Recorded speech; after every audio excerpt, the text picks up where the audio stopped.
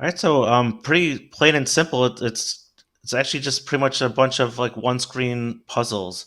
You're There's like a little magnet thing that goes around each of the levels, and on some levels it'll move around, and others you can activate switches to have it move.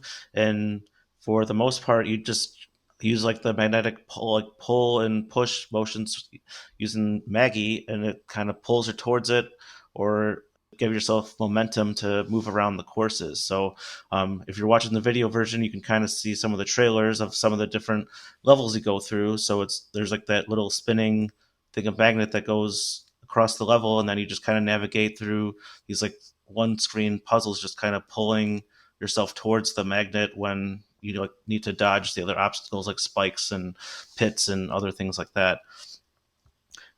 Pretty much there's 100 and I think it's 160 levels within the game. There's like 10 or 15 worlds of 10 levels, and then there's also a hidden level within one of the levels within the world. So at one point there's like a hidden wall that you can kind of just um, go through, and then it reveals like a special hidden level that kind of relates to the idea as well. So it does a little bit of building where the levels get progressively more challenging, and also some of them that are kind of really simple, and you kind of just manipulate Maggie around to activate different switches to activate all the like the magnets or electricity or whatever the case may be within the puzzle, and then you go through the little dotted line thing to go off the court, like kind of like out of the level. So they're all the levels are pretty much kind of structured the same and just on a simple screen, and it's just kind of navigating Maggie around through a bunch of different shapes and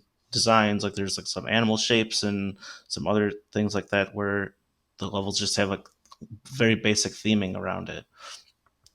Overall, I thought the game was a lot of fun. I made it through more than half of the levels. It's really easy to just kind of plug and play. You just as soon as you beat one level, it just launches you right into the next one. You don't have to go to any world map or anything. It just launches you right into the next puzzle, and that includes when you're going between worlds. You might not even realize you've um, progressed to the next world unless you actually exit out and go back to the main screen. So if you die, you instantly are restored, and then you can try the level again from the beginning. So everything is very straightforward and very simple, and I did have a lot of fun with it. Um, there's really not too much other content outside the base um, puzzle levels, so there's no multiplayer or anything that I could tell or anything else going on, and it's really that straightforward and simple.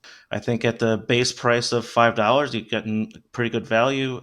It's I was able to play for I think at least 3 or 4 hours, and I only got through a little bit more than half of the puzzles. So each of the puzzles can take a little bit of effort to get through, especially some of the later ones that involve dodging more obstacles and other things like that. And if you're also seeking to go 100%, then trying to hit yourself against all the different walls can kind of make it kind of difficult there as well. So for $5, I would recommend it if you like the kind of magnetic type puzzle levels. And there's kind of a lot to go through there just for $5.